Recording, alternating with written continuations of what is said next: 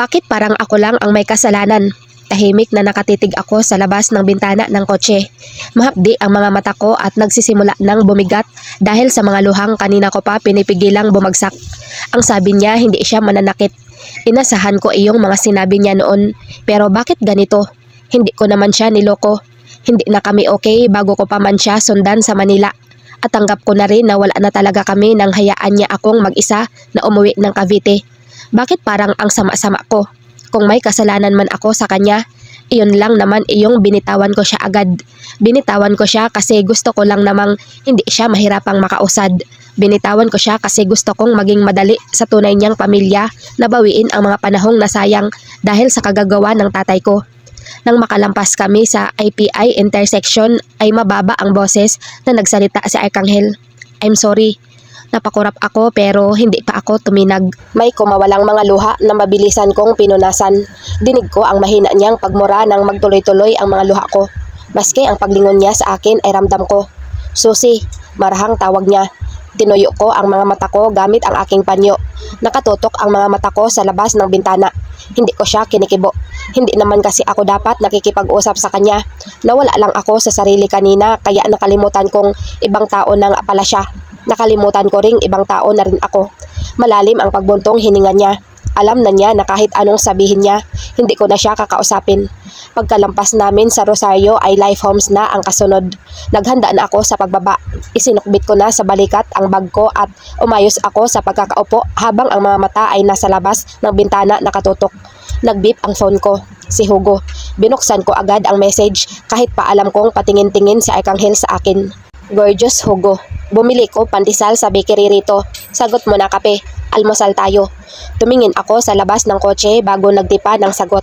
Mi, malapit na ako. Pagdating ng Oasis Condominium Pasig ay saka ako nagsalita. Diyan na lang ako sa may overpass. Inaasahan ko nang hindi makikinig si Arcangel kaya hindi na ako nagulat nang magdire-diretso siya. Lumiko siya sa U-turn at pumasok sa bukana ng Life Homes Subdivision. Dito na lang. Awat ko nang magdidire-diretso pa siya. Magta-tricycle na ako rito. May pinindot siya sa phone niya kaya nawala na iyong ways. Nang bumagal ang pagdadrive niya ay nakahinga ako. Ay naghanda na ako sa aking pagbaba. Nakahawak na ako sa lock ng seatbelt nang hindi siya huminto sa pagdadrive. Gulat akong napalingon sa kanya. Ihinto mo na riyan sa tabi. Matabang na utos ko. Ayoko. Nagtuloy-tuloy siya hanggang sa loob. Pigil na pigil ang paghingal ko. Sinubukan ko pa ring maging kalmante. Kung gusto niya akong ihatid hanggang sa loob, edi sige. Okay, ihatid niya ako. Maraming tao at mga sasakyan na paruot parito sa loob. Bahala siyang mag-adjust. Magpapahatid ako pero hanggang sa kanto lang ng street ko. Hindi na para papasukin ko pa siya hanggang sa mismong loob yun. Wala namang dumaraang tricycle sa loob dahil malapit lang ito sa bukana ng Life Homes pero masikip pa rin ang daan. Lalo na at alam kong nakaparada ngayon sa loob ang kotse ni Hugo. Hindi sa ayaw kong magkita sila ni Hugo. Kung hindi dahil ayaw ko ring makita niya ang apartment ko. Wala kasing sense kung makikita niya kung saan ako nakatira. Saka ang gusto ko, ito na sana iyong huling beses na magkikita kaming dalawa. Sabihin mo kung saan ka banda. Sabi niya na alam kong nakalingon sa akin. Nang matanaw ko na ang paliko sa street ko ay kinalas ko na agad ang aking seatbelt. Diyan na lang ako sa tabi. Bahagyang umatras ang sasakyan pabuelo sa pagliko sa daang malaki lang ng kaunti sa eskinita. Diyan na nga lang sabi ako. Napataas na ang boses ko. I want to see your place. Baliwalang sagot niya saka nagpatuloy sa pagmamaneho. Baka mahirapan kang pumasok kasi masikip. I heard his soft and sensuous chuckle. Nagtataka ako kung bakit nanlaki ang mga mata ko pero hindi na ako kumibo. Baka kasi masabit sa loob itong kotse mo. Naiiritang pagpapaliwanag ko. Saka dyan lang ako sa bukana. Hindi naman kailangang ihatid pa ako hanggang loob. It's fine. Pero napaungol siya nang matanaw na may nakabarang kotse sa daan. Isang red na Audi. Isa sa mga kotseng ginagamit ni Hugo. Umatras ka na lang. Hindi ka na makakatuloy palabas sa dulo. Halos pabulong na lang nasabi ko dahil bigla na lang akong kinabahan. Ang weird ng pakiramdam. Ang akala ko ay aatras na si Arcangel pero dumiretso pa rin siya. Dito na lang ako. Awat ko sa kanya dahil palapit na kami sa pulang Audi. Naalala ko na hindi heavily tinted ang windshield ng sinasakyan naming kotse. Sa tapat ng blue building kung saan nasa baba ang studio type apartment ko ay naroon ang pulang Audi. Sa hood niyon ay nakasandal ang isang lalaki na naka-black shirts at faded jeans habang matalim ang tingin sa kotseng sinasakyan namin ni Arcangel. He already saw us. Umalis sa hood ng Audi si Hugo at nagsimulang lumakad papunta sa amin. Dito na lang ako. Kandautal na ako nang lumingon kay Arcangel. Hindi mo man lang ba ako pagkakapihin? His voice was neutral now, and his expression unreadable. Nanuyo ang lalamunan ko nang nauna pa siyang bumaba ng kotse kaysa sa akin. Nakapamulsang lumakad si Hugo patungo sa pwesto ko. Nasa tapat na siya ng pinto ng kotse ay tila tuod pa rin ako rito sa loob. Kung hindi pa niya kinatok ang salaming bintana, ay hindi ko pa maaalalang nakalak pa pala ito. Saktong pagkaanlak ko ay hinila niya agad ang pinto pabukas. Baba na. Malumanay ang tonong sabi niya. Bumaba naman ako. Para akong nakalutang at hindi ko maintindihan kung bakit ganito ang pakiramdam. Nang kunin ni Hugo sa akin ang bitbit kong shoulder bag ay hindi man lang ako nakakibo o nakatanggi. Kumain ka na? Tanong niya sa akin. Malumanay pa rin. Oo. Saan? Sa office? In our house. It was Arcangel who answered him. Lumipad ang paningin ko sa kanya. Walang emosyon siyang nakatingin sa amin. Sa peripheral vision ko naman ay hindi nakaligtas sa akin ang pag-igting ng panga ni Hugo. Where's your place here? Tanong ni Arcangel na ang kulay abong mga mata ay kalmanting gumagala ng tingin sa paligid. Itinuro ko ang blue building na nasa harapan lang namin. Diyan, nandito na rin kasi kaya para saan pa kung magsisinungaling ako kung saan ako rito nakatira. Sumunod naman ang tingin niya sa itinuro ko. Diyan mismo ako sa unang pinto sa baba, studio type apartment. Tumango-tango siya at namulsa sa suot na jeans. Hindi na naalis ang paningin niya sa apartment ko. Kahit ayaw ko ay hindi ko maiwasang mailang. Tumikhim ako. Thank you sa paghatid. Pakisabi rin sa mami mo. Kay Ma'am Ingrid, salamat sa pag-invite. Hinihintay kong pumasok siya sa drivers na hindi naman niya ginawa. Nakatingin pa rin siya sa apartment ko. Parang wala pang balak umalis. Ano bang problema niya? Naramdaman ko ang paghawak ni Hugo sa aking kanang braso. Nang lingunin ko siya ay madilim ang kanyang ekspresyon. Anong oras na? You should be sleeping by now. May pasok ka pa mamaya. Nakatulog naman siya ng mahimbing kagabi. Napasinghap ako at napabaling na naman ang nanlalaking mga mata kay Arcangel. Nabitiw sa akin si Hugo. Parang iyon na ang pagkapatid ng pisik niya. What the fuck are you saying? Hugo, nasaan iyong pandesal na binili mo? Naalala ko. Nang mapatingin ako sa lupa ay naroon na ang plastik ng pandesal. Bakit alam mo kung mahimbing ang tulog ni Susie? Because she's in my room. Kalmante ang pagkakasabi ni Arcangel pero tanga lang ang hindi makakaramdam ng panunuya roon. Namilog ang mga mata ko nang gawing dalawang hakbang lang ni Hugo ang pagitan nila. Bago pa ako makahabol ay hawak niya sa kwelyo si Arcangel. What did you just say, man? Parang baliwala lang naman kay Arcangel na hawak ni Hugo ang kwelyo ng shirt niya. Maangas at walang takot ang kanyang kulay abong mga mata habang nakataas ang gilid ng mga labi niya. Hugo, ano ba? Mabilis naman akong humabol para awatin si Hugo. Tinabig ko ang mga kamay niya na nakahawak kay Arcangel at pilit na pinaglayo silang dalawa. Hugo was breathing heavily. Pulang-pula ang mukha niya hanggang leeg kaya alam kong kaunti na lang mapipigtal na ang pasensya niya. Even his eyes were now blazing with anger. Saan siya natulog? Sigaw niya. Kalmante pa rin ang pagsagot ni Arcangel. In my room, in my bed. Hugo, niyakap ko ang kaliwang braso niya para kalad ka rin siya palayo dahil gusto niya nang sugurin si Arcangel. Halika na, iyong pandesal nahulog na sa lupa. Sa pagkakayapos ko sa braso niya ay napadikit ang mukha ko sa matigas niyang dibdib. Dinig na dinig ko ang mabilis na pagpintig ng puso niya. Hugo, tama na. Hinaplos ko ang kanyang likod para pakalmahin siya. Nang bumaba ang tingin ni Hugo sa akin, ay kumalma ang kanyang ekspresyon. Sinamantala ko iyon para mahila siya palayo. Masama naman ang tingin ko kay Arcangel na hindi ko malaman kung anong problema sa buhay. Bakit kailangan niya pang sabihin kay Hugo ang mga bagay na iyon? Umuwi ka na, baka hinahanap ka na ng mami mo.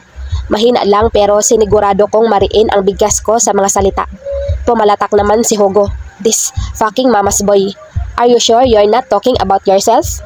Fucker, tama na. Humigpit ang pagkakakapit ko kay Hugo. Bago sumakay ng kotse niya si Arcangel ay lumingon pa siya sa akin. Nakita ko ang pagbukol ng dila niya sa kanyang kaliwang pisngi at ang pag-ismid ng mapula niyang mga labi bago pumasok sa driver seat. Saka ko lang binitawan si Hugo nang tuluyan ng makaatras palabas ng street ang kotse ni Arcangel. Ang yabang puta. Hugo, ano ba? Hinila ko ang laylayan ng t-shirt niya. Lumingon naman siya sa akin. What? Salubong ang mga kilay niya. Nakaalis na ang kotse ni Arcangel kaya nakahinga na ako ng maayos. Hinarap ko si Hugo. Tama na. Bakit kasama mo siya? Pinatawag ako ng mami niya kaya galing ako sa kanila. Nagpaliwanag ako para mapanatag siya. Hindi ko matatanggihan si Ma'am Ingrid. Alam mo naman kung gaano kalaki ang utang ng pamilya ko sa pamilya ni Arcangel. And why did you sleep in his room? Ang pait-pait ng pagkakabitiw niya ng mga salita. Hindi ako pinauwi ni Ma'am Ingrid dahil malakas ang ulan at baha na. Hindi naman namin alam na may bagyo. Ay yung pagtulog naman sa kwarto ni Arcangel, aksidente lang. Aksidente? Oo, wala lang iyon. Paanong wala lang? Wala lang nga. Saka bakit ka ba galit na galit? Tumaas na ang boses ko dahil wala naman talaga akong ginawang masama para magalit siya. He looked at me with a hurt expression. And now you're mad at me? Hindi ako galit, okay? Ubod ng hinahon na sabi ko para tigilan niya ang pag-iisip. Sa akin lang, hindi ka naman dapat nakikipag-away kay Arcangel. Wala namang dahilan para makipag-away ka sa kanya. Napatitig siya sa akin ng matagal na tila hindi makapaniwala. Walang dahilan? Are you serious? Napatanga ako sa emosyong nasa mga mata niya. Unti-unting nagsisikip ang dibdib ko habang nakatingin doon. Naghihintay ako sa'yo. Hindi ba sapat na dahilan iyon? Basag ang boses niya sa huling salita. Hugo, sambit ko. Hinihintay kita, Susi. Hinihintay kita. I'm sorry. Garalgal na ang boses ko at unti-unti na ring nanlalabo ang paningin ko sa luha. Sorry, Hugo, kung naghintay ka ng matagal. Hindi ko naman kasi alam na traffic mula QC pa uwi rito. Napahilamos siya ng kamay sa kanyang mukha. Tang-ina, ang manhid mo. Tinalikuran niya ako at tinungo ang kotse niya na nakaparada sa harapan ng apartment ko.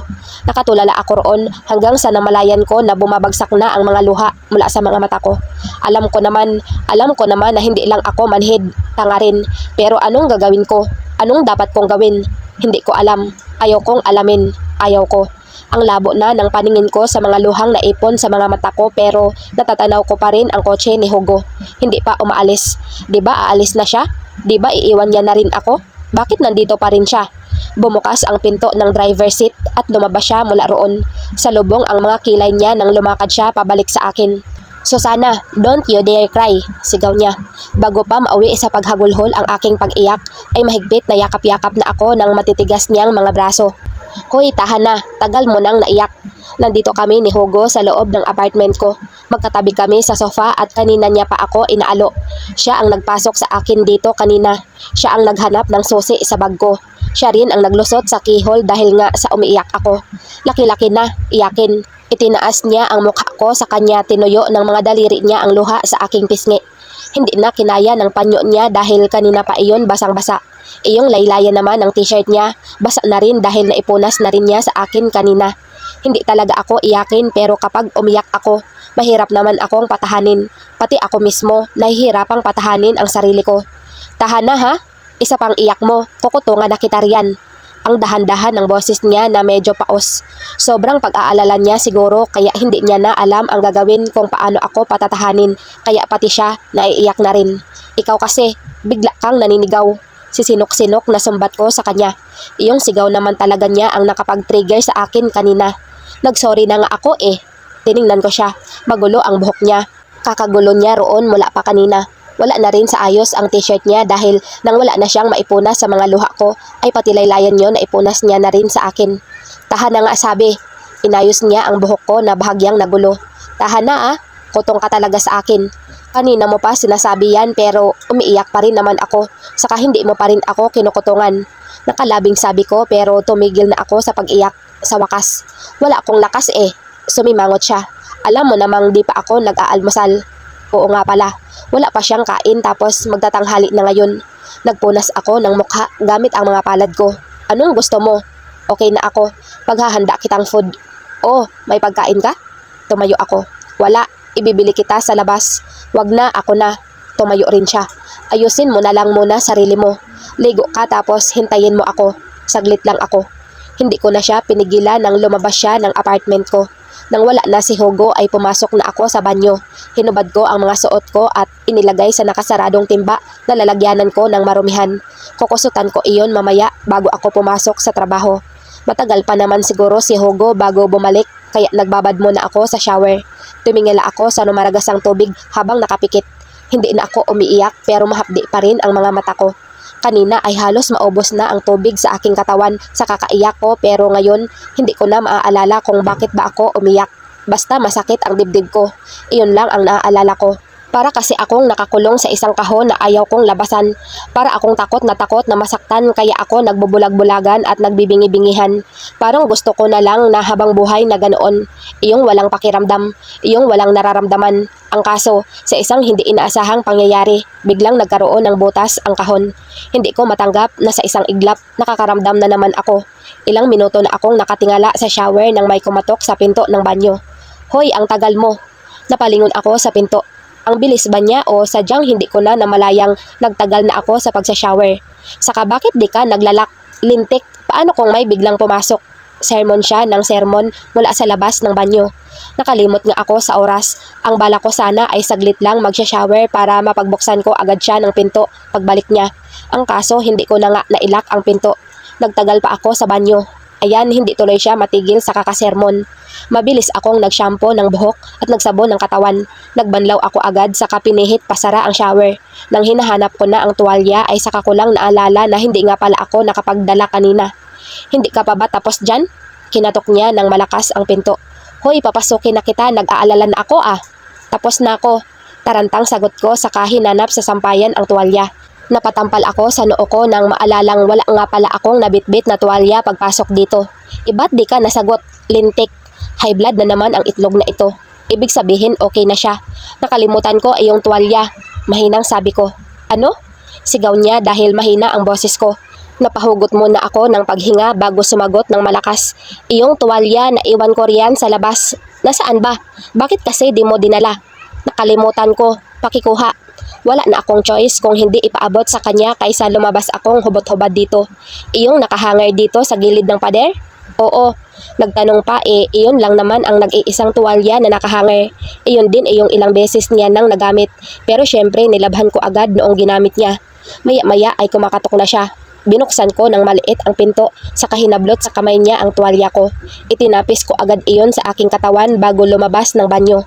Di ko type mga paninda sa labas kaya nag-take out na lang ako sa Jollibee. Sabi niya nang hindi tumitingin sa akin. Nasa center table ang paper bag na may lamang take out food. Siya naman ay nakatayo lang at nakatalikod sa akin. Sige, mauna ka nang kumain. Tumalilis ako sa may orokan ko saka kumuha ng isusuot. Loose na t-shirt at pajama ang pinili ko. Inipit ko roon ang mga andis saka ako bumalik sa banyo. Pagkalabas ko ulit ng banyo ay nakatayo pa rin siya at nakatitig sa take-out food na binili niya. Para siyang tanga na hindi gumagalaw. Bakit hindi ka pa kumakain? Gutom ka na, di ba? Sa kanya lang ako tiningnan nang alam niyang nakapagbihis na ako. Hinihintay kita. Okay lang ako. Naupo ako sa maliit kong sofa at tiningala siya. Bakit? Dahil kumain ka na? Hindi nanunumbat pero ang lakas magpalungkot ng tono niya. Parang hindi rin niya sinasadya kaya nang makitang natigilan ako ay nag-iwas siya ng paningin. Hinila ko siya sa kamay para mapaupo siya sa sofa katabi ko. Kakain na rin ako. Nagutom ako sa pagsashower. Wag na, kulang sa akin ito. Hinila niya ang paper bag. Wag kang madamot, baka maimpatso ka. Biro ko. Inunahan ko siyang alisin ang laman ng paper bag. 2 yum burger, 2 order ng spaghetti at 2 chocolate drinks ang mga pinamili niya. Hinati-hati ko na iyon para sa aming dalawa. Maya-maya lang ay tahimik na kaming kumakain. Madalas na itong mangyari kahit noong college days namin. Sanay na akong kumain na kasama siya mula nang maging close kami. Hindi na ako naiilang na makasama siya sa pagkain. Kahit noong college days sa Cavite, madalas siyang pumupunta sa bahay na may dalang take-out food. Wala siyang pinipiling oras, kahit madaling araw, tanghali o hating gabi. Basta kapag feel niyang mang-istorbo, dadating siya. Pero tuwing dumarating siya ay hindi niya nakakalimutan ang pasalubong na pagkain. Minsan nga, kasabay pa naming kakain si Tatay Bear. Matutulog ka pa ba? Tanong niya pagkatapos nguyain ang yum burger. Napalingon ako sa kanya. Iniisip niya pa rin siguro iyong sinabi ni Arkanghel kanina. Knowing him, hindi niya iyon makakalimutan. Nilunok ko muna ang isbag sa bibig ko bago siya casual na sinagot. Oo naman, alam mo namang tulog is life. Dinampot niya ang tisyo sa meseta saka inabot sa akin. Punasan mo bibig mo. Kinuha ko naman ang tisyo at ipinuna sa bibig ko habang nakatingin siya sa akin. Nang matapos akong magpunas ay naiiling na nagbawi siya sa akin ng mga mata. Meron pa. Ayusin mo naman punas mo. Yes sir, sarkastikong sagot ko. Pagkatapos kumain ay magkatulong kami sa pagligbit. Siya ang naglabas ng basura. Pagbalik niya ay naabutan niya akong nakaupo sa gilid ng kama at nananalamin sa hawak kong compact mirror. Hoy, okay ka na? Kinalabit niya ako sa ulo. Hinampas ko ang kamay niya. Oo, kaya pwede ka nang umuwi. Inirapan ko siya. Naupo siya sa tabi ko. Mamaya na pag sure na ako na di ka na iiyak. Hindi na nga. Tinitingnan ko ang itsura ko sa salamin.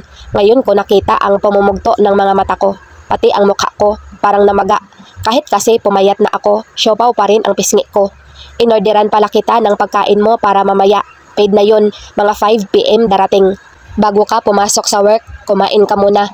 Isinara ko ang compact mirror at ibinato sa sofa. Di ka na dapat nag-abala. Ikaw na nga riyan ang bumili ng brunch eh. Sus, small thing. Hugo, mahinang tawag ko sa kanya. Nakatingin siya sa mukha ko. Uwi ka na. Pinakatitigan niya ang mukha ko. I look at his face and yawned. Antok na ako. Okay, ngumiti siya at ginulo ang buhok ko. He was smiling but his smile didn't reach his eyes. Gusto ko na rin talaga siyang umuwi para makapagpahinga siya at makapag-isip-isip.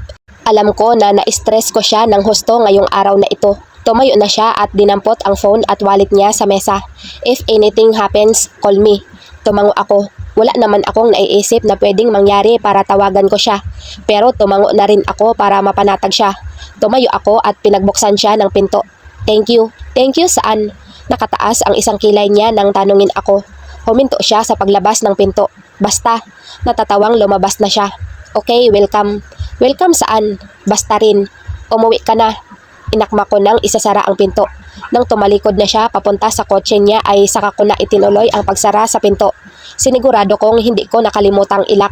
Bumalik na ako sa kama para maghanap ng tulog. Kahit kaunting tulog lang, okay na sa akin. Basta maipahinga ko lang ang utak at puso ko, okay na. Naging swerte naman ako dahil matapos ang ilang pagbibiling baliktad sa kama ay nakatulog na ako. Gabi na ako nang nagising. Hindi agad ako bumangon hanggang sa dumating ang pinadeliver na pagkain ni Hugo. Around 6 PM ay nagtutuyo pa lang ako ng buhok sa tuwalya. Kung dati ay ganitong oras, paalis na ako. Ngayon ay hindi pa ako nakakapagsuklay. Parang bigla na lang akong naging makupad. Pagkabihis ko ay 6:45 PM na nang tumingin ako sa wall clock. Hindi ako iyong tao na nalilate, kaya disappointed ako sa sarili. Umabsent na nga noong critical working day kaya natag akong NCNS kahit nag-call in. Tapos ngayon mukhang malilate ako. Sandalas ang pinili kong isuot dahil mukhang magiging maulan ang panahon. Umulan na naman kasi kaninang tanghali kaya posibleng uulan na naman mamaya. Paglabas ko ng pinto ay natigilan ako nang makitang nakaparada sa tapat ang kotse ni Hugo. Kailan siya dumating? Nakasandal siya sa hood ng kotse niya at basa-basa pa ang kanyang buhok. Mukhang pagkaligo ay dumiretso siya agad dito. He glanced at his midnight black wristwatch to check the time. Tisk, malilate ka na, Susana. Humakbang ako palapit sa kanya. Bakit ka nandito? Hatid kita sa work. Hindi na. Kinuha niya ang shoulder bag ko at sinukbit sa kanyang balikat. So sayangin na lang natin pagbiyahe ko rito? Pumasok na ako sa kotse niya dahil malilate na rin ako. At least, hindi na ako maglalakad palabas at mag-aabang ng jeep. Kapag pa naman maulan-ulan ay pahirapang sumakay. Mukha ring wala siyang balak na palusutin ako ngayon. Nakalampas na kami sa Rosario, Pasig nang mag-blink ang ilaw sa phone niya na nasa phone holder sa dashboard. Nabasa ko ang sender. NDIRMC, text alert. Nilingon ko si Hugo. Wala ka bang GF ngayon kaya tinatsaga mo na naman ako? Dapat may babae siya ngayon para may pinagkakaabalahan siya. Gusto ko may babae siya. Ewan ko pero ganoon ang gusto ko. Nagkamot siya ng kilay, muling inihawak ang kaliwang kamay sa manibela. Matagal na akong huminto. Ikaw lang tong ayaw maniwala. Okay, ba't ka huminto? Bakla ka na? Talagang nilingon niya ako para lang tingnan ng masama. Napanguso ako. Baka lang kasi na-realize mong boy rin pala gusto mo. Susana, mariin niyang bigkas sa pangalan ko na may pagbabanta. Sorry. Umayos ulit ako sa pagkakaupo. Hindi ko alam kung bakit mas okay sa akin na alam kong kali-kaliwa ang mga babae niya. Kahit pa palagi ko siyang pinagsasabihan ay mas panatag ako kapag nambababae siya. But now he stopped womanizing because he got tired of that lifestyle. Ayaw niya na, noon pa. Kung kailan siya huminto, hindi ko sigurado. Bakit nga ba dinala ko ang usapan sa mas mapapalalim kami? Napayoko ako. Umiwas. Inabala ko ang sarili sa pag-aayos ng strap ng dala kong bag. Binuksan ko ang zipper para i-check kung nakapagdala ba ako ng payong dahil baka may bagyo na naman. Nang makitang nasa ibabaw lang ng aking mga gamit ang foldable umbrella ko ay tumingin naman ako sa labas ng bintana ng kotse. Pinanood ko ang mga kasabay naming sasakyan sa daan. How about you? Ayaw ko na sanang magsalita nang magtanong siya. Nagpakawala ako ng buntong hininga bago tamad na sumagot. Anong ako? Alam mo naman na noon pa ang sagot dyan sa tanong mo. Do I? Hindi ko na siya nasagot pa dahil nakarating na kami sa kanto ng Medical City. May daan din kasi rito papunta sa building ng office ko. Dito ka na lumiko. Sa may gilid ng Medical City na lang ako bababa. Bibili pa kasi ako sa McDo ng coffee float. Hindi talaga ako bibili. Tagtipid ako ngayon. Lumiko naman na si Hugo papuntang Medical City. Sa gilid ng daan siya huminto. Thank you sa paghatid. Nilingon ko siya at nginitian. Sinikap kong siglahan ang boses ko. Ayokong maghiwalay kami na may mga isipin. Tahimik siyang nakasandal sa upuan. Hindi siya nakatingin sa akin. Wala siyang balak tumingin. Masigla pa rin ang boses ko nang magsalita ulit. Ingat ka sa pagdadrive ha? Text ka pagka uwi mo. Ay, wag na pala kasi wala akong load. Di rin kita marireply. Sa kamukhang sa locker mabubulok ang phone ko dahil baka mag-OT or double shift ako. Tinapi ko siya sa balikat. Basta ingat ka and thanks ulit. Bye-bye. Bumaba na ako agad kahit alam ko namang hindi na siya magsasalita. Tinawid ko ang kalsada patungo sa RCBC Tower 2. Hindi na ako nagpayong dahil ambon lang naman. Mabibilis ang mga hakbang ko palayo sa kotse ni Hugo. Kahit siniglahan ko pa ang boses ko, hindi siya tanga para hindi malaman ang gusto kong mangyari. Okay na ring isipin niyang magdo-double shift ako para hindi muna siya pumunta sa apartment ko. Saka para hindi niya rin muna ako kontakin, just in case. Kailangan ko munang maging salbahe para lang maiayos ko ang takbo ng isip ko. Hindi ko na rin sasagutin ang mga texts and calls ni Art. Siguro naman huli na rin naming pagkikita ni Arcangel ang paghatid niya sa akin kaninang umaga. Hindi na ulit kami magkikita, kaya sana maging okay na ako. Hindi maganda ang nangyayari sa akin. Naguguluhan ako at nawawala sa balanse. Hindi pwede ang ganito dahil masisira ang disposisyon ko. Ibinalik ko na ang aking nanlalabong paningin sa daanan papunta sa building na pinapasukan ko. Mahinay akong naglakad kahit pa alam ko namang mahuhuli na ako sa trabaho. Mabigat ang pakiramdam ko, katulad ng pamimigat ngayon ng mga mata ko. Matatag naman ako pero minsan kapag sobra na, kumakawala talaga lahat ng pagpipigil ko. Maiiyak na lang talaga ako kahit paayaw ko. Pagkalampas ko ng McDonald's resto na nasa baba ng building ay may tumawag sa akin. Miss, payong mo nahulog. Napatingin ako sa bag ko na hindi ko pala naisara ang zipper. Nakalaylay pa ang isang strap sa balikat ko kaya pati ang ibang gamit ko ay nasa bingit na ng pagkalaglag. Mabilis kong inayos ang strap. Thank you. Palapit ako sa tumawag sa akin para kunin ang payong ko nang biglang may nauna nang kumuha sa payong. Thanks. Naiwan sa ere ang nanigas kong kamay nang tingalain ko ang lalaking kumuha sa payong ko. He's wearing a black t-shirt and a pair of dark jeans. His hair was a little messy and he smelled so freaking good. Do you have a minute? Tanong niya sa malamig pero magaan na boses. Hindi ako makasagot. Nakatingin lang ako sa kanya habang hindi ko maiwasang samyuhin ang kanyang amoy. Para akong nakapagkape dahil luminaw ang isip ko. His scent was fresh, earthy scents that are layered and rife with sophistication and natural sensuality. It was intoxicating. I've been waiting here for almost 2 hours now so I guess it's fair if you could give me a minute or two. Salubong ang makakapal niyang kilay ngunit malamlam ang kulay abo niyang mga mata. Arcangel, bakit ka nandito? Hindi makapaniwalang sambit ko habang nakatingala sa kanya. Nawala ang pagsasalubong ng mga kilay niya nang mapatitig siya ng matagal sa mukha ko. Are you crying? Napakurap ako sa gulat dahil ang lamig sa tono ng boses niya ay napalitan na ng pag-aalala nang marinig ko ulit siyang nagsalita. Hey, are you crying? Yumuko ako at mabilis na humawak sa aking pisngi. Basa nga ng luha. Hindi ko napansing umiiyak ako. Humakbang ako paatras sa kanya hanggang sa mapunta na ako sa gilid ng daan. Bakit ka nandito? Tanong ko sa mahinang boses nang hindi tumitingin. Bakit ka umiiyak? He sounded very concerned at ayaw ko ng ganoon. Arcangel, bakit ka nga nandito? Inis na tanong ko na hindi pa rin siya tinitingnan. Hiyang-hiya ako sa itsura ko. Malamang na nakita niya rin akong parang tangang naglalakad kanina. Why I can't be here? Right? Business center ito. Businessman siya. Okay lang na nandito siya. Napaismid ako. Wala akong pakialam kung nakita niya iyon. So why are you crying? Ha? Maang-maangan ko. Hindi ako umiiyak. Umaambon kaya nabasa ang mukha ko. I'm from the Medical City. Nang marinig ko ang sinabi niya ay napatingala ako sa kanya. Bakit galing siya sa medical? Anong ginawa niya roon? Sinong may sakit? Napakaliit ng boses ko nang magtanong. Sinubukan kong kaswalan ang tono at nagdagumpay naman ako. Iyon nga lang ay bahagya akong nautal. Huling-huli ko kasi ang bahagyang pagtaas ng sulok ng mapula niyang mga labi. My mom's friend, Inutusan niya akong dalawin para sa kanya. Ah, I see. Tumatango-tango ako. And I heard from Art na dito ka nagtatrabaho sa RBC Tower 2 na katabi lang ng Mid-City kaya pumunta ako rito. Tumaas agad ang isang kilay ko. Bakit? Samahan mo akong magkape. Ha? Nabibiglang sambit ko. Kanina pa ako rito. You owe me a cup of coffee. Wala akong budget. Hindi nag-iisip na sabi ko pero hindi ko na binawi. Totoo naman kasi. Okay, pautangin kita. Napatawa ako sa sinabi niya kahit seryoso siya. Hindi ko napigilang hindi matawa. Wag na, wala akong pambayad. Umiling-iling ako at itinaas pa ang isang palad.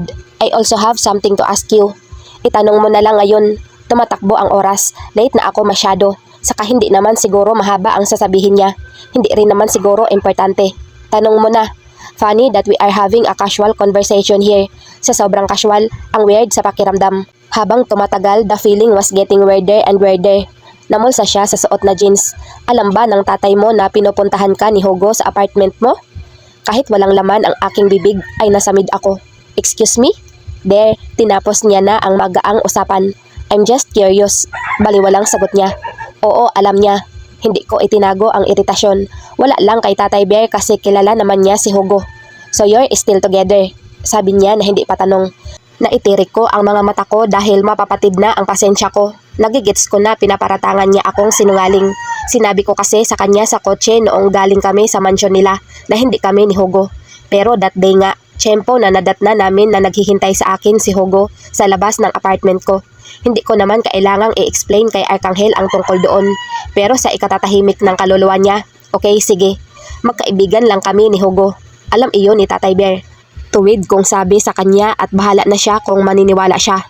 Wala naman akong pakialam. Nagulat ako nang ngumiti siya. It wasn't a big smile but still he smiled at me. Ito iyong unang beses nang nginitian niya ako kaya nakakagulat. Okay, magkape na tayo. Wala nga akong pera. Napalakas ang boses ko sa pagpipigil ng pagkairita. Napatingin tuloy sa amin ang mga dumaraan. Napahugot ako ng hininga para magpakalma.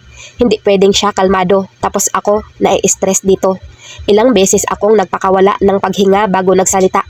Late na ako sa work at kailangan ko nang pumasok. Kalmante na ang boses ko ngayon. Magkape ka na lang mag-isa ha? Tinalikuran ko na siya. Susi, tawag niya. Huminto naman ako at lumingon sa kanya. Hindi ako mayaman na pwedeng mag-decide kung kailan ko trip pumasok sa trabaho. Hindi ako boss, empleyado lang ako na pasweldo ng kumpanya kaya kailangan kong magsikap para hindi ako masisante. My company is hiring.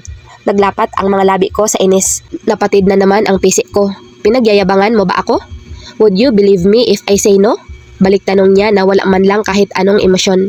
Hindi nga naman siya tunog o mukhang nagyayabang. Actually, ang kalmado nga lang niya. Siguro insecure lang talaga ako o masyadong praning. Hindi nga naman kasi kami close. Papasok na ako sa work. Pagkasabi ko ay tinalikuran ko na siya ulit. Hindi na ako lumingon pa kahit pa gusto ko. Hindi ko alam kung bakit gusto ko. Iyong akala ko na hindi na kami magkikita. Nagkita pa rin kami. May kasunod pa ba ito? Sana naman wala na. Ubos na kasi ang pasensya ko. Hindi ko sigurado kung nakasunod siya sa akin ng tingin. Pero ramdam kong oo. Ayaw ko namang i-check kung totoo. Binilisan ko na lang ang mga lakad ko hanggang sa marating ko na ang lobby ng building kung saan ako nagtatrabaho. Late na ako paglabas pagkarating ko sa office. Sa locker area ay nakasalubong ko ang dalawa kong teammates na sina Emma at Irene. Katabi ko ang locker ni Irene kaya nakita agad nila ako. Susi, di ba hindi ka naman pinayagan ni TL kahapon? Bakit umabsent ka pa rin? Tanong niya. Chinek niya ang phone niya sa kanyang locker. Tag as NCNS katuloy. Ani naman ni Emma. Sira ang records mo. Kasabay ko sila na ma-hired dito.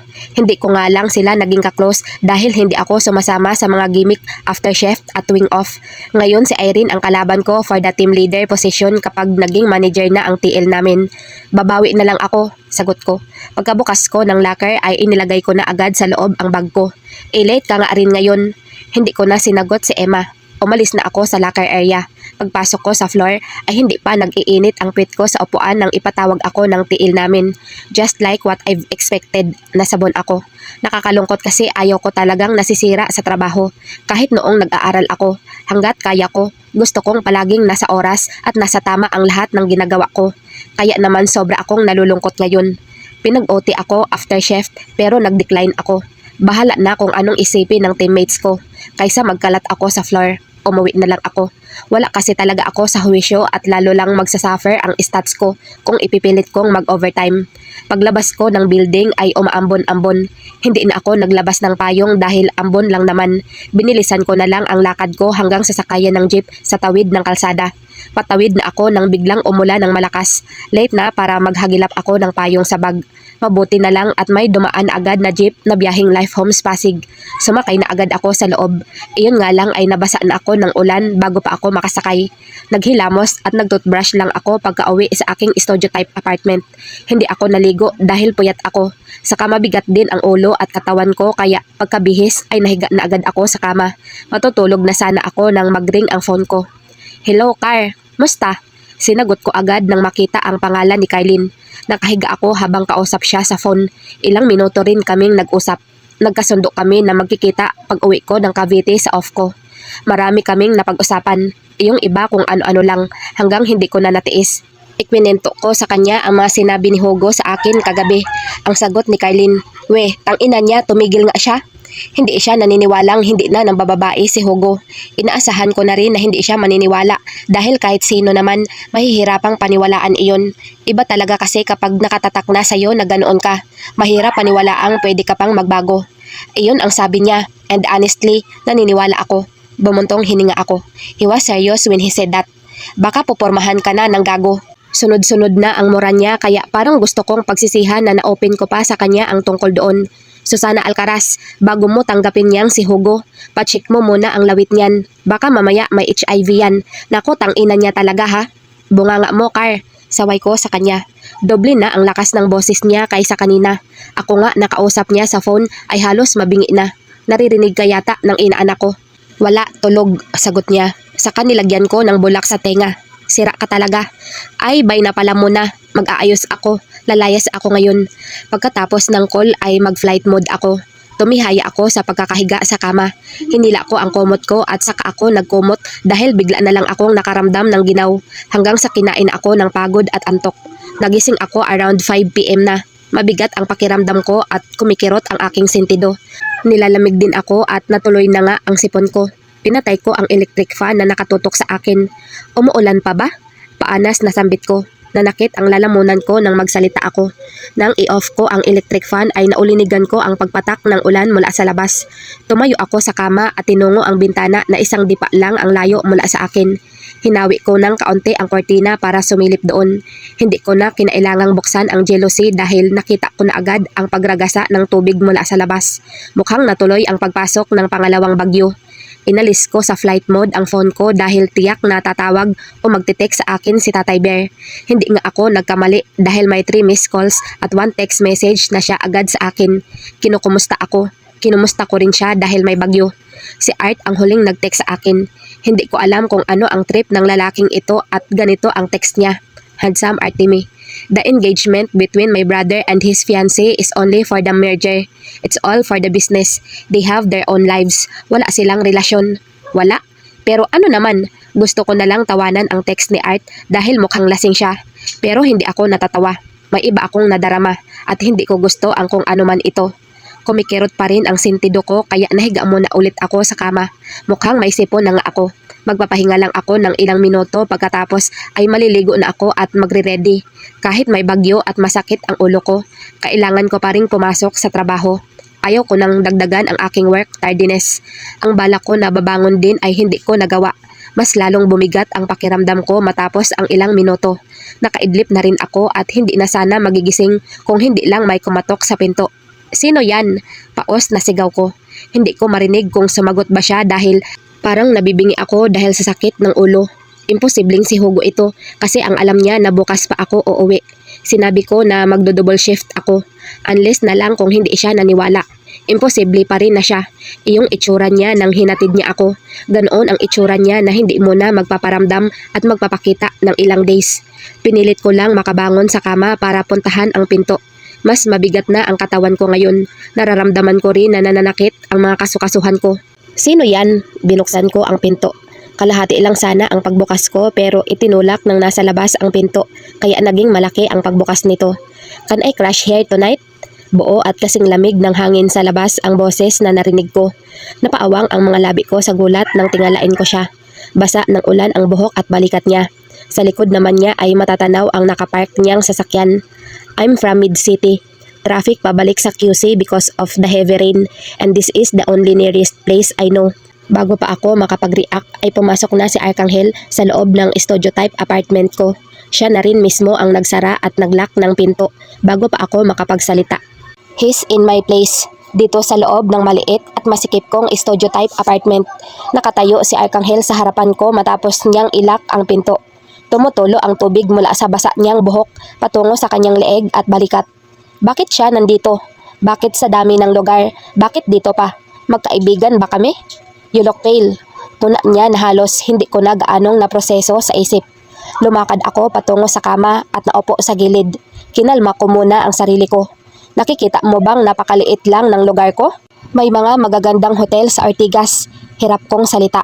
Hinihilot ko ang noo ko gamit ang aking mga daliri.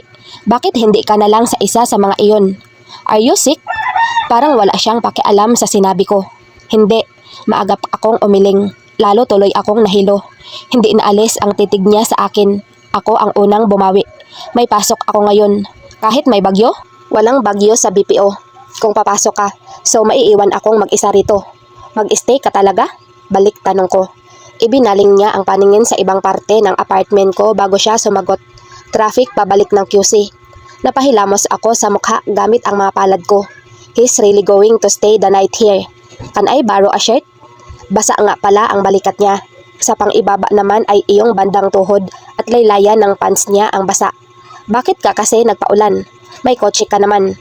Mahinang sabi ko. I don't have an umbrella. Diyan ako nabasa sa tapat ng pinto mo dahil ang tagal mong magbukas. Kasalanan ko? Kumibot-kibot ang mga labi ko. Siya naman ay naglalakbay ulit ang paningin sa kabuuhan ng apartment ko. Gustuhin ko mang mahiya ay wala akong lakas. Bahala na lang siyang i-judge ang pamumuhay ko. Tumayo ako at tiniis ang pagkahilo. Sandali, ihahanap na kita ng shirt. Nag-isip ako kung ano bang meron sa urukan ko na pwede sa kanya. Hindi ko sigurado kung may makikita ako na pwede sa kanya rito. Marami akong loose unisex na t-shirts, ang kaso halos lahat ay nasa Cavite. Kung meron man akong nadala rito ay mostly pang babae ang design. And pajama kung meron. Tumango ako habang naghahanap. Nakakuha agad ako ng pajama na pwede sa kanya. Nakuha ko ito sa exchange gift sa dati kong pinasukang BPO sa Imus Cavite. Dahil malaki at mahaba sa akin, kaya minsan ko lang magamit. Purple ito na may design na maraming cartoon baby elephants. Binalikan ko ang paghahanap ng t-shirt. Naalala ko ang binili kong oversized BFF tees last month na para sana sa aming dalawa ni Carlin. Nandito pa ang dalawang shirt na iyon dahil palagi kong nakakalimutang dalhin kapag umuwi ako sa Cavite. Hinanap ko ang plastic na pinaglalagyan. Nang makita ko ang plastic ay binulatlat ko agad ito. Kahit pa baby pink ang mga kulay ay papasa namang unisex dahil nga oversize.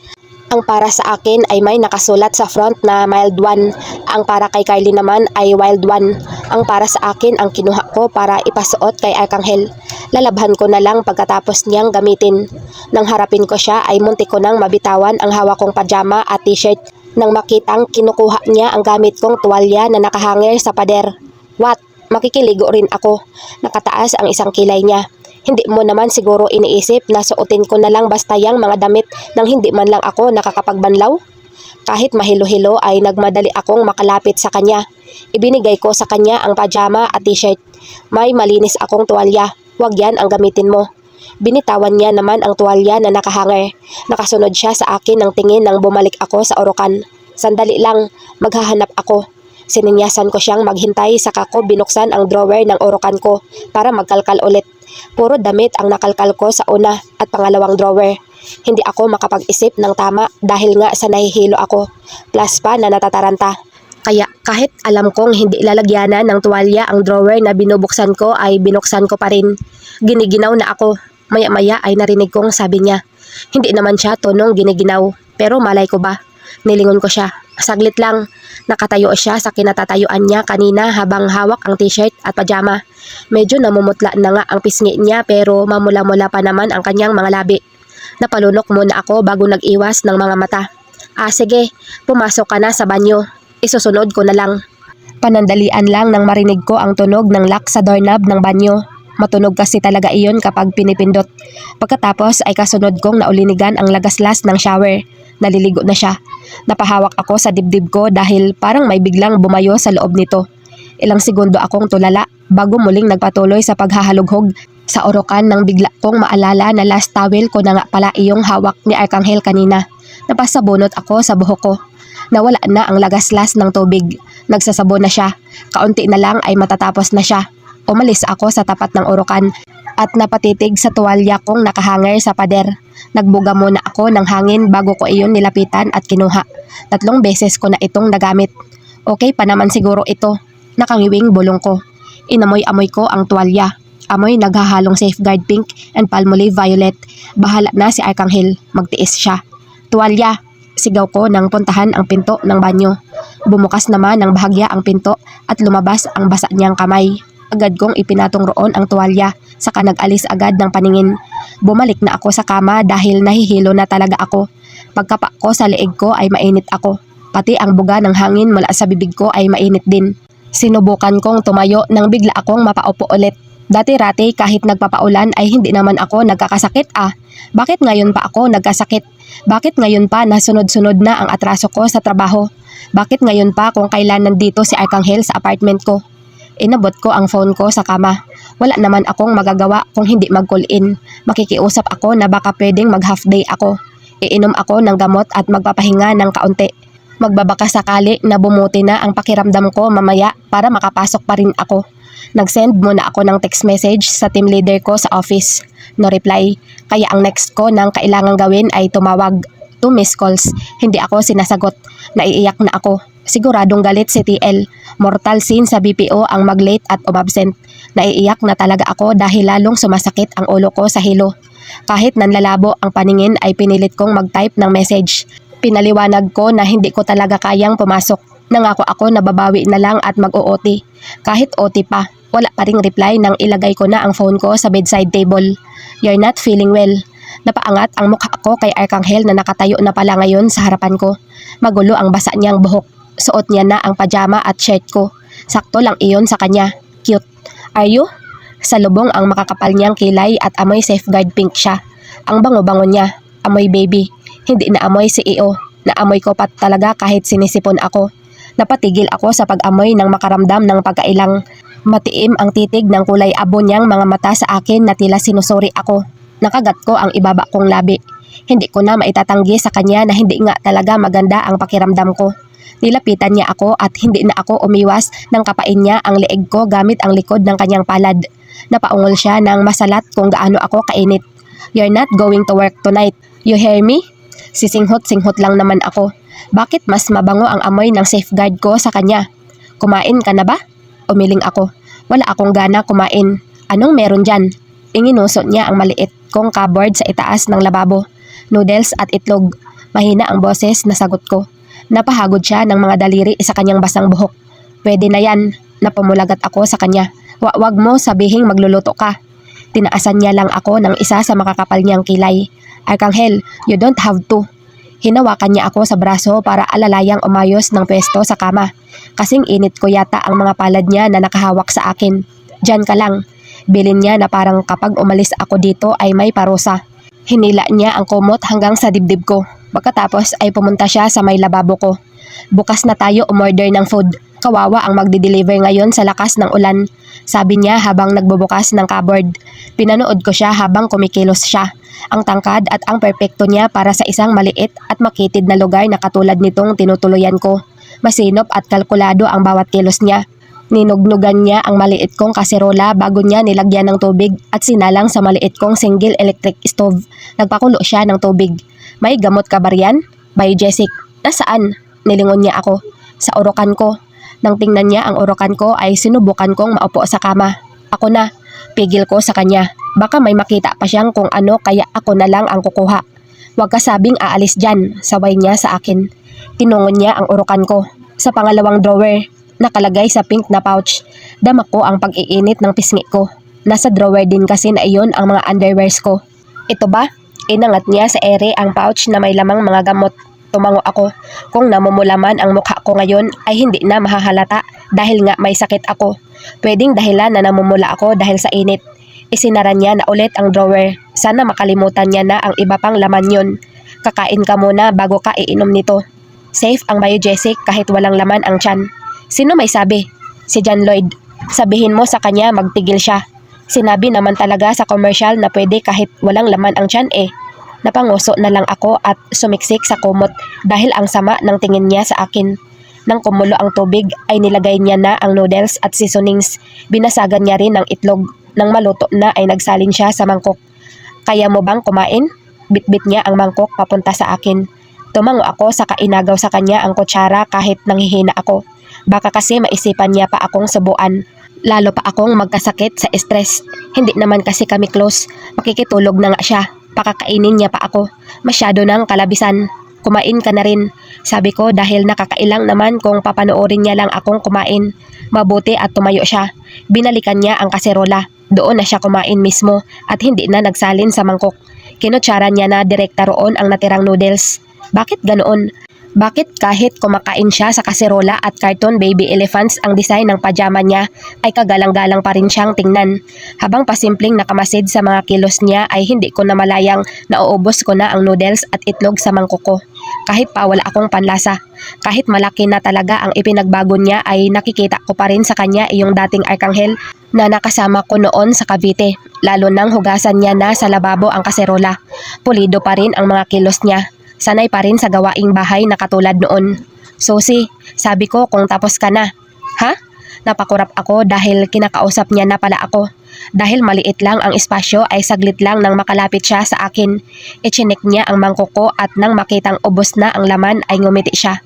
Good, now you need to take your med. Inihanda niya ang tubig na iinumin ko saka ang biogesic. Salamat. Ilang na ilang ako dahil sumagi sa mga labi ko ang dulo ng daliri niya nang isubo niya sa akin ang gamot. Matulog ka na. You need to rest. Ibinigay ko sa kanya ang isa kong unan. Ayos ka lang ba sa sofa? Nahihiyang tanong ko. Nagusot ang matangos niyang ilong. You think kasya ako roon? Napatingin naman ako sa maliit kong sofa at napangiwi nang ma-realize na hindi nga siya kakasya.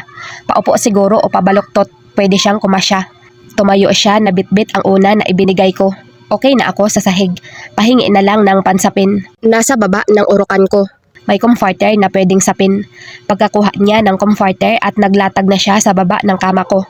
Hindi niya pinatay ang ilaw nang mahiga na siya sa sahig. Ilang taon sa US si Arkanghel. Ilang taon na siyang humihiga sa malalambot at mamahaling kama kaya posibleng hindi na siya sanay sa matigas na higaan. Hindi ako mapakali na alam kong nasa sahig siya. Ang hirap isipin na napahiga ko siya sa sahig. Bukod sa nakakahiya, para sa kanya ay nahihiya rin ako sa mami niya. Ano kayang iisipin ni Ma'am Ingrid kapag nalaman niyang nasa sahig ngayon matutulog ang kanyang anak? Okay ka lang? Hindi ko napigilan ang sarili ko na tanungin ang pakiramdam niya. Matipid niyang sagot. Pilit kong kinakapa sa kanyang tono ang nararamdaman niya at parang okay lang naman siya. Pero hindi pa rin ako sure. Bakit kasi hindi ka na lang naghotel? Shut up and sleep. Ang sungit, parang inaalala ko lang naman siya riyan ah. Akala ko hindi ako aantukin dahil sa isiping kasama ko si Arkanghel ngayon. Naiilang ako at hindi mapakali. Kaya nang antukin ako ay nagtalukbong ako ng kumot. Mahirap na dahil baka makatulog ako na nakanganga at makita niya pa. Hindi ko na matandaan kung kailan ako nakatulog. Basta naalimpungatan na lang ako na may malamig ng bimpo na nakapatong sa aking noo. Nang magdilat ako ng mata ay ang maamong mukha ni Arkanghel ang nasilayan ko. Nasa abo niyang mga mata ang pag-aalala habang nakayuko siya sa akin. How are you feeling? Umuungol lang ako. Wala akong lakas na magsalita. Narinig ko ang mahina niyang pagmura. Umalis siya sa harapan ko at pagbalik ay may dala siyang panibagong bimpo. Siguro ay nagkalkal siya sa urukan ko kanina. Niloblob niya ang bimpo sa maliit na plangganang may tubig na nasa bedside table. Pag-ahon niya sa bimpo at pinigaan niya naman ito. Inangat niya ang isang braso ko at pinunasan ng bimpo. Napatingin ako sa manggas ng suot kong t-shirt. Iba na ang suot kong damit sa suot ko kanina nang matulog ako. Don't worry, I didn't look. Depensa niya agad. Bumuka lang ang mga labi ko pero walang salitang nanulas mula roon. Get more rest. Kapag bukas, mainit ka pa rin, dadalhin na kita sa Medical City. Niligpit niya ang planggana. Masakit at mabigat ang buong katawan ko kaya hindi ako makabangon. Ang kamay ko na lang ang sinubukan kong itaas na nagawa ko naman. Dinama ko ang leeg ko. Mainit pa rin ako. Mukhang natuluyan na ako sa trangkaso. Pumikit ulit ako pero hindi na ako makatulog. Nakapikit na lang ako. Iniisip ko kung nagdeliryo na lang ba ako. Baka kasi hindi pala totoong nandito si Arcangel. Baka hindi totoong dumating siya kanina para maki-stay. Baka hindi totoong nakiligo rin siya sa banyo ko at pinahiram ko siya ng mga damit ko. Baka hindi rin totoo na inalagaan niya ako ngayon. Napaka-imposible kasi ng lahat ng ito. Parang napakalabong mangyari. Umuga ang kama kaya napadilat ako. Umupo siya sa tabi ko at dinama ng likod ng palad ang aking leeg. Nakatingala lang naman ako sa kanya at nakatitig sa perpekto niyang mukha. Why are you living alone? Bakit ka pa umalis ng Cavite? Kung wala ako rito, sino ang mag-aalaga sa'yo? Mahinang sermon niya sa akin. Paano kung may mangyari sa'yo? Para talagang hindi totoo ang lahat ng ito. Lalo na ang nakikita kong pag-aalala sa kulay abo niyang mga mata na nakatunghay sa akin. Mas nanikip ang dibdib ko. Namalayan ko na nanunubig na ang mga mata ko habang nakatingala ako sa kanya. Nandito ka ba talaga? Pinilit kong makapagsalita. Tinanggap ko nang nagdideliryo ako. Talagang kinakausap ko siya. Arcangel, my lips were shaking as I tried to talk. Nang umalis ka, akala ko hindi na kita makikita. Kahit namimigat ang mga mata ko ay pinipigilan ko. Gusto kong pakatitigan siya. Inangat ko ang mga kamay ko para abutin siya. Ibinaba niya naman ang katawan para maabot ko siya dahil nanghihina ako. I am happy because you're living a good life. He was just swallowing hard as I was staring at him. Hinawakan ko siya sa pisngi habang ang mga mata ko ay naglalakbay sa kabuuhan niya. But I miss you, Arcangel. My tears started to fall. Itinatanim ko palagi sa isip ko na hindi ako dapat magtampo na kinalimutan mo na talaga ako. Kasi hindi naman ako importante para isipin mo pa. Hinaplos ko ang makinis niyang pisngi na katulad ng dati kong ginagawa. Ganoon pa rin ang pakiramdam at init na hatid sa akin ng balat niya. Ang importante lang sa akin ay okay ka. Masaya na ako sa ganoon kahit hindi mo na ako naalala. Kinuha niya ang isang kamay ko na nakahawak sa mukha niya. You're wrong, Arcangel. There isn't one day I haven't thought of you. Dalawang kamay ko na ang hawak-hawak niya. Napahikbi ako. Tuloy-tuloy ang mga luha. I work hard to better myself in the US. I kept myself busy with my therapist, studies, and my family. Nakayuko na siya sa aking balikat habang mahigpit ang hawak niya sa mga kamay ko. But still, I always miss you. Naramdaman ko ang pagkabasa ng balikat ko kung saan siya nakayuko. I always miss you. Basag na basag ang boses niya. Naririnig ko na ulit ngayon ang Arcangel ko noon. Kahit nandito pa ako noon, kahit durog na durog ako nang malaman ko kung sino talaga ako, kahit ang gulo-gulo, gusto ko pa ring umuwi sa'yo. Siya na ulit yung naririnig ko. Nakasubsob na siya sa akin habang nanginginig ang mga balikat niya. Tapos bumitiw ka na. I left the country for 6 years pero uwing-uwi ang pakiramdam ko. Kahit alam kong wala na akong uuwian dito. 6 na taon. 6 na taon na hindi ako okay. 6 na taon pero sayo ko pa rin gustong umuwi. Shh! Alok ko sa kanya. Niyakap ko siya para hayaan siyang ilabas ang lahat ng nasa dibdib niya. Welcome home, Anghel. Hindi na masakit ang aking ulo nang magising ako. Nakakabingi ang katahimikan ng paligid. Kahit ang nakasanayan kong tunog ng LC ng electric fan ay hindi ko naririnig. Pagdilat ko ay nakapatay na ang ilaw pero may kaunting liwanag na lumalagos mula sa kortina ng nakasaradong bintanang jealousy. Umuulan pa pero hindi na ganoon kalakas. Bumangon ako. May taong hinahanap ang mga mata ko. Iyong taong magdamag kong niyakap hanggang sa talunin ako ng antok. Maliit lang ang studio type apartment ko kaya mabilis ko siyang nakita. Nakaupo si Arcangel sa sofa na nasa paahan ng kama. Totoo palang nandito siya. Nakapikit siya habang nakabukaka at ang isang braso ay nakatakip sa kanyang noo. Bahagyang namang nakaawang ang mapula niyang mga labi. Kahit sa ganitong ayos, he was still so damn good looking. Hindi ako makapaniwala habang nakatitig sa kanya. Tiningnan ko ang sahig kung saan wala nang nakalatag na comforter. Nakaligpit na iyon. Kung ganoon, sa sofa siya natulog. Natulog lang siguro siya noong nakatulog na ako. Umalis ako sa kama para magbanyo. Dumaan muna ako sa orokan para kumuha ng pamalit na damit. Sky blue na Lost Disney shirt ang kinuha ko at saka isang stripe na pajama. Kumuha rin ako ng underwears. Marahan ang mga hakbang ko patungong banyo dahil baka magising ko siya. Pagpasok ko sa banyo ay naghubad agad ako. Nakagat ko ang ibaba kong labi kasabay ng pag-iinit ng aking magkabilang pisngi nang ma-realize na wala akong suot na bra sa ilalim ng hinubad na t-shirt. Pinalitan pala ako ni Arkanghel ng damit kagabi dahil nabasa ako ng pawis. Siguro inalis niya rin ang bra ko. Natatandaan ko na sinabi niyang hindi siya tumingin. Pero posible ba iyon? Paano niya ako nabihisan kung hindi siya tumingin? Ipinilig ko ang aking ulo saka umupo para maghilamo sa balde. Ayaw kong buksan ang shower o gripo dahil baka magising siya. Saka hindi pa rin naman ako pwedeng magbasa agad dahil bukod sa nilalamig ako ay baka mabinat ako. Sa banyo na rin ako nag-toothbrush dahil nandito naman sa loob ang toothbrush ko. Itinali ko rin ang buhok ko into a bun. Palabas na ako ng banyo nang mapansin ang nakasabit na supot sa likod ng pinto ng banyo. Katabi ng pinagsabitan ko ng tuwalya. Tiningnan ko ang laman ng supot. May disposable razor at toothbrush sa loob. Lumabas yata siya kanina para mamili. Mukhang wala pa siyang balak na umuwi. Paglabas ko ng banyo ay tulog pa rin si Arkanghel sa sofa. Kusang huminto ang mga paa ko at mga mata ko paharap sa kanya.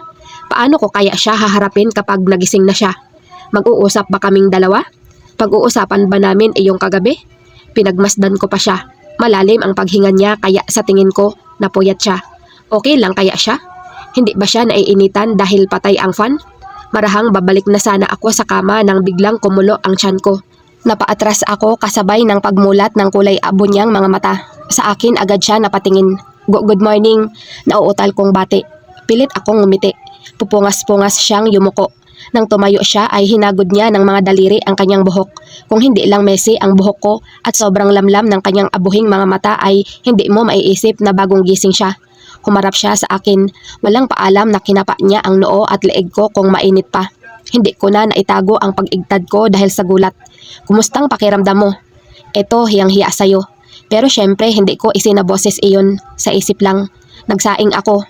Sabi niya saka pumunta sa maliit kong lababo kung saan nandoon cute kong rice cooker. May ulam din dito. Bumili ako sa labas kanina. Iinitin ko kung gusto mo nang kumain. Hindi pa naman ako gutom. Hiyang-hiyang sagot ko. Tapos saktong pagkasabi tumunog na naman ang tiyan ko. Kainis. Nilingon niya ako. Kakain ka na. Tumikhim ako. Mabuti may nabilhan ka ng ulam ng ganito kaaga. Pasimpleng comment ko para maiiwas ang tungkol sa hindi pakikisama ng tiyan ko. 1 PM na. Nandilat ang mga mata ko. Ha? Hindi nga. Matagal kang tulog. Inihanger ko sa likod ng pinto ang tuwalya kong ginamit saka ko siya nilapitan. Ako nang mag-aasikaso ng pagkain. Just stay there. Magpupumilit sana ako pero masikip ang tapat ng lababo.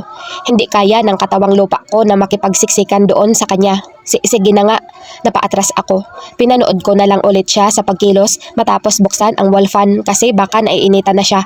Kumain ka na rin ba? Kinalmahan ko ang boses ko nang tanungin siya. Hindi ko alam kung ano ba kami ngayon. Ayaw kong magtanong na nag-aalala o walang pakialam. Isinakto ko lang. Hinihintay kitang magising. Ha? Sana nauna ka na. Tiningnan niya lang ako na parang pinararating na ang absorb ng sinabi ko. Napanguso ako at naupo sa gilid ng kama. Pinanood ko na lang ulit siya sa pulido niyang pagkilos sa kapiranggot kong kusina. Nakatapos na siyang magsandok at maghanda ng pagkain sa maliit kong center table. Tumayo ako para lumapit sa paanan ng kama. Siya naman ay sa sofa na upo, paharap sa akin at sa pagkain. Ako na. Hindi na ako pumayag na pati pagsasandok ng sabaw sa mangkok patungo sa aking plato ay siya pa ang gagawa. Tinolang manok na may sayote ang ulam namin. Pagkalagay ko ng para sa akin ay nilagyan ko rin siya sa plato niya. Tahimik kaming kumain. Kabaliktaran namin kapag kami ni Hugo ang sabay na kumakain. Kapag kami ni Hugo, panay ngitian na parang hindi nakaharap sa pagkain. Nagpapaligsahan pa kami minsan kung sino ang mauunang makaubos dahil ang mahuhuli ay yun ang maghuhugas ng pinggan. Kabaliktaran ngayon na si Arkanghel ang kasama ko. Hindi ako makalunok ng maayos dahil nararamdaman ko na tumitingin-tingin siya sa akin habang kumakain kami. Sa sobrang pagkailang ko, napainom tuloy ako sa baso niya. Napanganga naman siya nang ibaba ko ang kanyang baso. Nagpatay mali siya ako at nagtuloy sa pagkain. It's some more. Magaang sabi niya nang makitang hindi na ako dumagdag ng kanin. Ayaw ko na. Angal ko nang lagyan niya ulit ako ng isang sandok ng kanin sa plato. Pag di mo naubos, lagay mo sa akin. Baliwalang sagot niya. Nag-iinit ang pisnging napayuko ako. Uubusin ko ito. Hindi makakaya ng hiya ko na pakainin siya ng tira ko. Kinuha niya ang basong ininuman ko at sinalina ng tubig at inilagay sa harapan ko. 2 na tuloy ang baso ko. Hindi ka muna papasok mamaya. Baka mabinat ka. Hindi ako sumagot. Hindi naman nag-uutos ang tono niya. Magaan nga lang iyon pero nandoon iyong pakiramdam na bawal pa ring suwayin. Tumahimik na lang ako. Bahala na. Kapag umalis siya, papasok pa rin ako. Magbabaon na lang ako ng Biogesic pagpasok mamaya. Pagkatapos kumain ay hindi na ako nakipagtalo sa pagliligpit. Bumalik ako sa kama at nagkunwaring magbabasa ng libro. Huwag ka munang magbasa, mabibinat ka. Binitawan ko ang libro. Hindi ko rin naman maintindihan ang nakasulat doon dahil wala ako sa tamang hwisyo. Hindi ko na alam ang gagawin. Ang awkward na tulala lang ako rito. Tapos siya patapos na sa paghuhugas ng plato.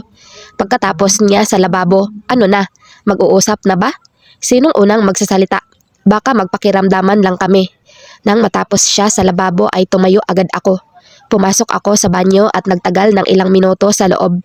Pagkalabas ko ay muntik na akong mapasigaw sa gulat nang makitang nakasandal sa may lababo na katapat lang ng pinto ng banyo. Nakapamulsa siya sa purple niyang pajama habang matiim na nakatingin sa akin. Umiwas agad ako ng tingin at naglakad pabalik sa kama nang bigla siyang humarang. Sa tingin mo sa liit nitong bahay mo, makakaiwas ka sa akin? Ha? Maang-maangan ko na sa ibang direksyon nakatingin. Hindi naman ako umiiwas Sinasabi mo dyan. Then why can't you look at me? Ang init ng boses niya na tumatama sa gilid ng aking mukha. Ha? Hindi Ano ka ba? Susi, nanigas ang liig ko nang sa liig ko na mismo tumama ang mainit niyang paghinga. Susi, look at me. Bakit ba? Nauutal ko siyang tiningala. Hindi ka pa ba uuwi? Tumaas ang sulok ng bibig niya. He seemed slightly amused. Ngumuso ako. Baka lang kasi hinahanap ka na ng mami mo. Do I look like a baby to you?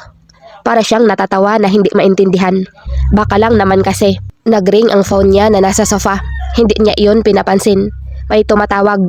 Hindi niya pa rin pinuntahan ang phone niya. Sino ba iyon? Baka importante iyon. Nakangusong sabi ko. You've got to stop doing that. Mahinang sita niya.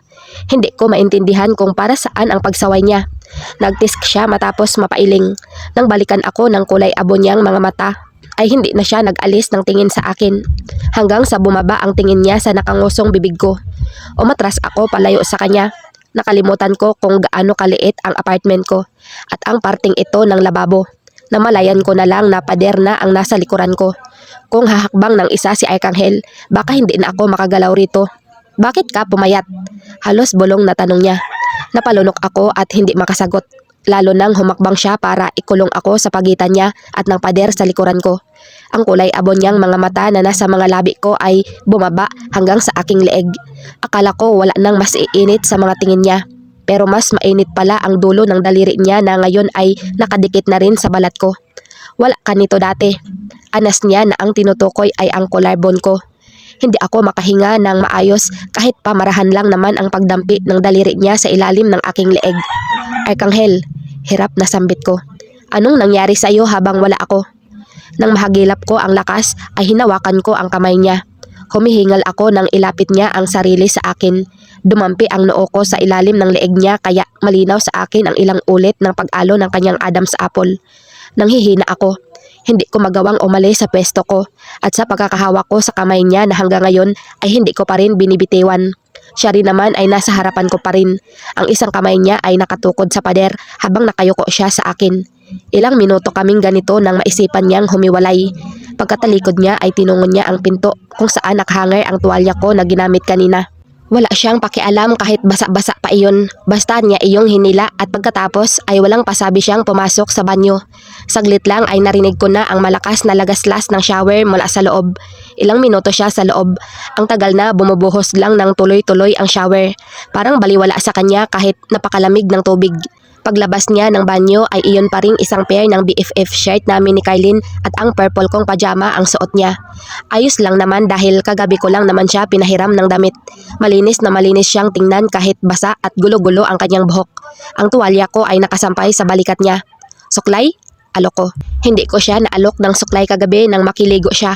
Ang pinangsuklay niya lang sa kanyang buhok ay ang mahahaba niyang daliri. Siya na ang kumuha ng suklay na nasa ibabaw lang ng urukan. Saglit lang siyang nagsuklay. Naupo siya sa gilid ng kama ko at nilingon ako. Hindi pa ako uuwi. Bahala ka, mahinang sagot ko. Ngumiti siya na dahilan ng pag-iinit ng mukha ko. Tumikhim ako. Bahala ka kung gusto mong mag-stay. Basta boring dito. Wala akong TV and wifi. Dinampot ko ang phone ko at nagpanggap na may tinitingnan doon. Gusto ko lang makaiwas sa mga titig niya na nakakalunod. Hindi ko matagalan, hindi ko kayang sabayan. Kung saan-saan ako nakarating sa phone ko, hanggang Play Store, nakapunta na ako. Hindi ko na alam ang aking ginagawa. Hindi ako makapag-concentrate dahil alam ko ngang sa akin pa rin siya nakatingin. Pasimple akong umusod patungo sa headboard ng kama para mapalayo sa kanya. Makakahinga na sana ako ng maayos nang tumayo siya dahil akala ko lilipat siya sa sofa. Pero sa tabi ko siya lumipat. Nakisandal siya sa headboard ng kama habang nakahalukip-kip. Pinatay ko na ang phone ko. Bakit mo pinatay? Ibinalik ko ang phone sa bedside table. Baka malobat. Nagtitipid ako sa kuryente. Sabaw na sagot ko. Sabaw rin naman kasi iyong tanong niya. Hinila ko ang kumot at nagkumot ako hanggang sa leeg habang nakaupo at nakasandal pa rin sa headboard. Do you want me to turn off the electric fan? Umiling ako na hindi sa kanya tumitingin. Nahirapan akong matulog sa sofa. Sabi niya maya-maya.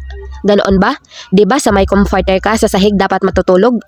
Hindi kita nababantayan kapag nasa sahig ako. Sa sofa nakikita kita. Nanuyo ang lalamunan ko dahil baka mapunta na iyong usapan namin sa nangyari kagabi. Hinahanda ko ang loob ko nang maramdaman ko ang paghawak niya sa aking kaliwang kamay. You shouldn't be living alone. Gulat na napatingin ako sa kanya pero wala naman sa akin ang abo niyang mga mata. Sinubukan kong bawiin ang kamay ko nang lalo niyang higpitan ang pagkakahawak niya. Pag umuwi ako, babalik ako rito kahit walang ulan. Arkanghel, naguguluhang sambit ko. Pinagsalikop niya ang mga daliri namin saka siya marahang pumikit. Nang dumilat siya at lumingon sa akin ay para akong nalunod sa kulay abo niyang mga mata. Let me take care of you again, Susie.